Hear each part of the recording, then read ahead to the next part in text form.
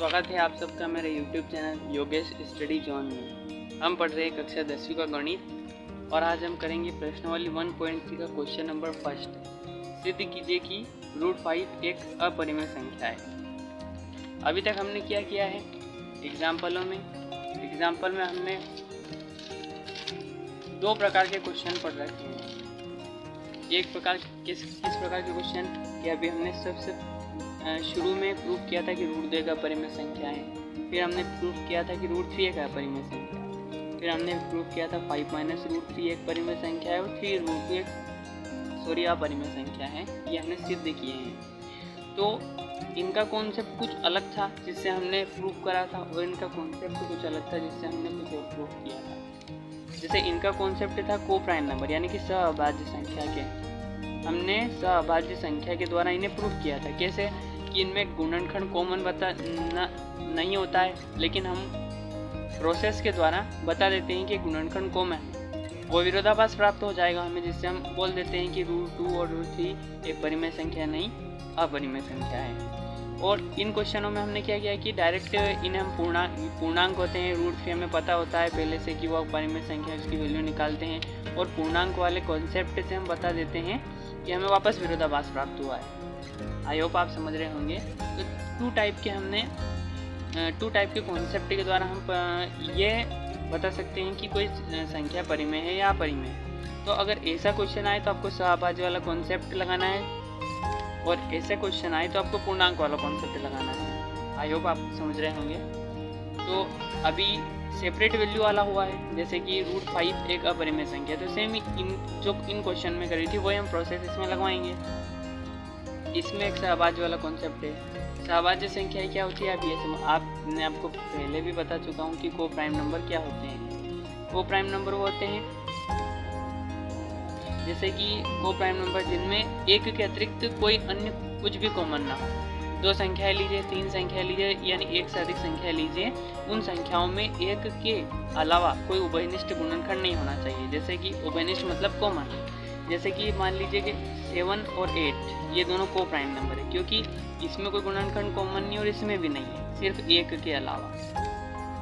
कुछ भी ले लीजिए, जैसे कि 9 और 10 ले लीजिए, 2 और 3 ले लीजिए, ये ऐसी संख्याएं हैं जिनमें को प्राइम नंबर है, एक के अतिरिक्त कोई अन्य उभयनिष्ठ गुणनखंड नहीं है। लेकिन हम कुछ प्रोसेस लगाएंगे जिससे जो ये क्वेश्चन है इनमें हम बता देंगे कि इनमें एक के अतिरिक्त कोई उभयनिष्ठ गुणनखंड यानी कॉमन कुछ एक संख्या है, जिससे हमें सहअभाज्य का जो कॉन्सेप्ट है उसकी विरोधोक्ति प्राप्त होगी। तो हम बोल देंगे। आई होप आपको समझ में आया हो। अब हम क्वेश्चन पर करेंगे सिद्ध कीजिए कि √5 एक अपरिमेय संख्या है। तो हम सबसे पहले यही मानेंगे कि ये एक परिमेय संख्या है, फिर इसे हम a/b के रूप में लिखेंगे, b/q के रूप में फिर काटेंगे। तो करते हैं, चलो शुरू। तो हर बार की तरह मैंने लिख लिया है कि आइए इसके विपरीत हम ये मान लेते हैं कि √5 एक परिमेय संख्या है। अब परिमेय संख्या है तो हम इसको क्या करेंगे, p/q के रूप में लिखेंगे।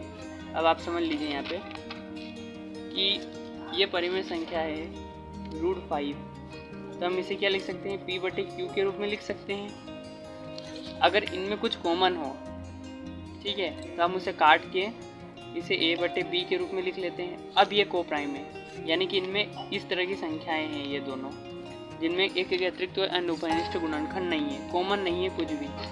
तो हम इसे डायरेक्ट ऐसे लिखेंगे। अतः हम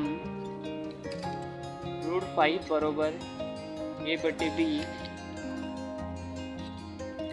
लिख सकते हैं,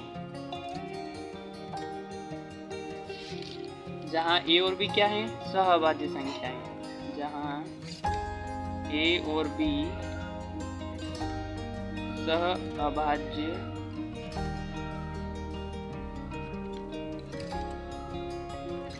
संख्याएं हैं। और एक चीज और आप भूल गए कि a और b पूर्णांक भी है, सेपरेट वैल्यू उनकी। आई होप आप समझ रहे होंगे। और b की जो हमारा वो नियम है, b is not equal to 0 है। अब क्या करेंगे, इसके बाद हम प्रोसेस लगाते हैं कि √5 इतना लिखने के बाद a/b, ठीक है।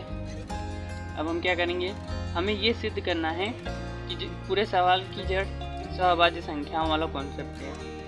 अभी इन दोनों में कुछ उभयनिष्ठ गुणनखंड नहीं है, लेकिन हमें इसमें बता देना है कि इसमें कॉमन है। तो उसके लिए हम कुछ ऐसी प्रोसेस करेंगे, इसका तिर्यक गुणा करेंगे b का √5 में, b इंटू √5 और a का 1 में, ये हो जाएगा।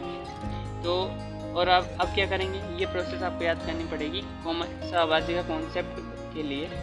तो हम दोनों पक्षों का वर्ग करेंगे, दोनों पक्षों का वर्ग करने पर क्या करेंगे, b² हो जाएगा, √5 का 5 हो जाएगा और a का a² हो जाएगा। ठीक है, b² की वैल्यू निकालेंगे यहाँ से a²/5। अब समझिए आप, हमें क्या पता है, a और b सहभाज्य भी हैं और a और b पूर्णांक भी हैं, a और b पूर्णांक है। हमें क्या पता है, a भी पूर्णांक है और 5 भी पूर्णांक है, यानी कि ये कुछ कटेंगे तो इनकी कुछ वैल्यू आएगी। अब देखिए आप, ये भी पूर्णांक है, ये भी पूर्णांक है, और पूर्णांक क्या होते हैं, उनके पॉइंट में वैल्यू नहीं होती है। यानी कि जो 5 है ये a को पूरी तरह काटेगा, अगर पूरी तरह नहीं काटेगा तो वैल्यू पॉइंट में आएगी, और पॉइंट में आ ही नहीं सकती क्योंकि b पूर्णांक है और पूर्णांक की वैल्यू पॉइंट में थोड़ी आएगी। तो ये इसको पूरी तरह काटेगा, तो हम यहाँ पे लिखेंगे कि 5 a² को विभाजित करेगा, 5 a² को विभाजित करेगा। अब 5 a² को विभाजित कर रहा है तो 5 a को भी विभाजित करेगा, ये करेगा 5 a को भी विभाजित करेगा। तो अब हम क्या करेंगे, यहाँ पर a की वैल्यू निकालेंगे। a की वैल्यू हम कैसे निकाल सकते हैं, जरा आप सोचिए, a की वैल्यू हम कैसे निकाल सकते हैं। देखिए, मान लीजिए कोई भी संख्या है, जैसे कि a बराबर होगा मान लीजिए 25 और 5 सेम है। हमें यहाँ पर a की जो a है, a² 25 है, हमें पता करना है यहाँ पर a की वैल्यू। ठीक है, a² बराबर 25 है और हमें a की वैल्यू पता करना है। तो अभी हमें यहाँ पर 25 a की वैल्यू यहाँ पर 5 पता चल रही है कि a की वैल्यू 5 है, लेकिन अभी यहाँ पर नहीं पता है ना हमें। तो हम 25 के हिसाब से हम इस a की वैल्यू a² की वैल्यू निकालेंगे या a की वैल्यू निकालेंगे। देखें आप, 5 1 जा 5, 5 5 जा 25, ये पूरी तरह कटेगा, मैंने काट दिया इसको, माना है मैंने ऐसा। तो 5 5 जा 25, ये अगर हम यहाँ पर से 25 की वैल्यू निकालना चाहें तो कैसे निकालेंगे, इस 5 का इंटू इस 5 में नहीं, जब हम 5 5 जा 25 बोलते हैं, ये वाला जो 5 होता है, कितनी बार हमने बोला है, अगर उसका इंटू इसमें कर दे तो 25 आ जाएगा। ये वाला 5 नहीं, ये वाला 5। आई होप आप समझ रहे होंगे। तो वो जो ये वाला 5 है, यहाँ पे पता नहीं है हमें क्या है। ठीक है, आप समझ रहे हैं कि a नहीं पता है तो हम इसको c मान लेंगे। ठीक है, इसको c मान लेंगे, ये गुणा जो कितनी बार बोला है इसको c, तो यहाँ पे ये a² हो जाएगा, सॉरी, और ये 5c हो जाएगा। आई होप आप समझ रहे होंगे मैं क्या बोलना चाह रहा हूँ। तो हम यहाँ लिख देंगे, अतः हम a बराबर 2c लिख सकते हैं।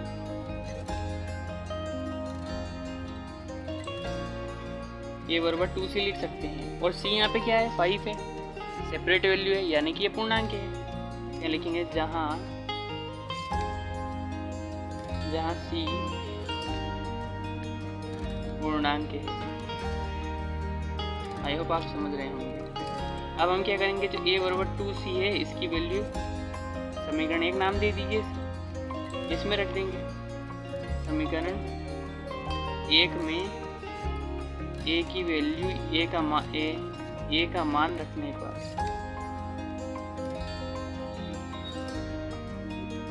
a का मान रखेंगे हम यहाँ पर, b² बराबर, देखो a का मान है तो यहाँ अगर इसका स्क्वायर करेंगे a² तो 4 का स्क्वायर हो जाएगा, ये सॉरी 5c आएगा, मिस्टेक हो गई है, 5c, 5 की 5 5 जा 25 और c² अपॉन नीचे क्या है 5।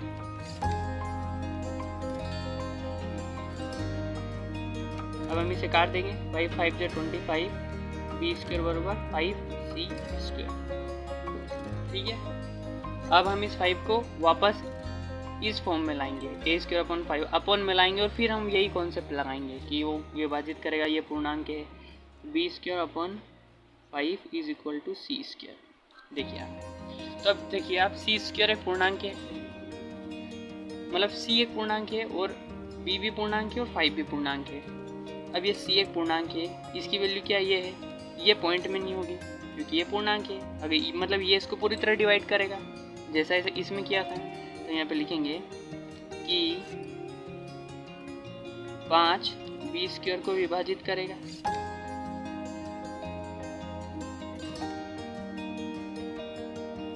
ठीक है। 5 बी स्क्वायर को विभाजित करेगा तो 5 बी को तो करेगा ही करेगा, 5 बी को विभाजित करेगा, 5 बी को भी विभाजित करेगा, है ना। तो अब इससे पता क्या चल रहा है हमें, जो ये चीज़ करी हमने कि ये 5 ए स्क्वायर को विभाजित कर रहा है, 5 बी स्क्वायर को भी विभाजित कर रहा है, यानी कि बी 5 से कट रहा है और ए भी 5 से कट रहा है। कटते कहाँ पे, जब इनमें कॉमन है, इसमें कुछ 5 का गुणनखंड है और इसमें भी कुछ 5 का गुणनखंड है, वेक्टर है, यानी कि इसमें भी 5 कॉमन दिख रहा है और इसमें भी, बी में भी 5 कॉमन है और ए में भी 5 कॉमन दिख रहा है। इस हिसाब से ये काट रहा है और इसको ये भी काट रहा है। तो ये तो हमारा गलत हुआ ना, क्योंकि सहभाज्य संख्या क्या होती है जिनमें एक के अतिरिक्त कोई कॉमन ना हो, कोई फैक्टर कॉमन ना हो, लेकिन इनमें 5 कॉमन आ रहा है इस हिसाब से। तो ये हमें सहभाज्य जो संख्याएं हैं उसका विरोधाभास प्राप्त हो रहा है। तो हम यहाँ पे लिखेंगे कि इससे इस बात का विरोधाभास प्राप्त हो रहा है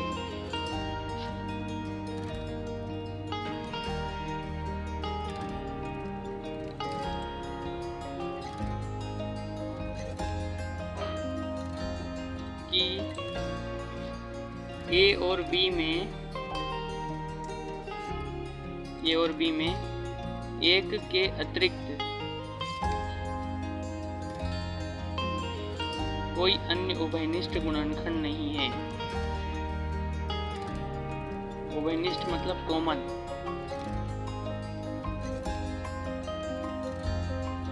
उभयनिष्ठ गुणनखंड नहीं है। आप समझ रहे हैं। और ये विरोधाभास हमें हमारी गलत यानी त्रुटिपूर्ण कल्पना के कारण प्राप्त हुआ है, ठीक है। यह विरोधाभास हमें हमारी गलत कल्पना के कारण प्राप्त हुआ है कि √5 एक परिमेय संख्या है। अतः सिद्ध होता है कि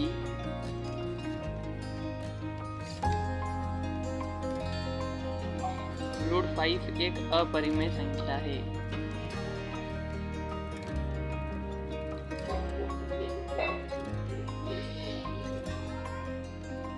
अतः सिद्ध होता है कि √5 एक अपरिमेय संख्या है। पूरे सवाल की जड़ कहाँ पर है आप ये समझ लीजिए। सहभाज्य संख्याएं मतलब क्या होता है, एक के अतिरिक्त कोई अन्य उभयनिष्ठ गुणनखंड नहीं होना चाहिए। लेकिन हमें यह बता देना है इस प्रोसेस के द्वारा, किस प्रोसेस के द्वारा कि दोनों पक्ष को वर्ग करेंगे और इसके बटे में लाएंगे 5 को, और ये फिर हमें जो विभाजित करने वाली प्रोसेस है उसके द्वारा हमें यह बता देना है कि ए में कुछ उभयनिष्ठ गुणनखंड है और बी में भी कुछ उभयनिष्ठ गुणनखंड है। अगर हमने ये प्रूफ कर दिया तो हमारा ये कॉन्सेप्ट गलत बनेगा और हम फिर बोलेंगे कि हमने गलत कल्पना करी है। आई होप आपको समझ में आया हो। अगर आपको समझ में ना आया हो तो कमेंट करके ज़रूर बताएं। Thanks for watching.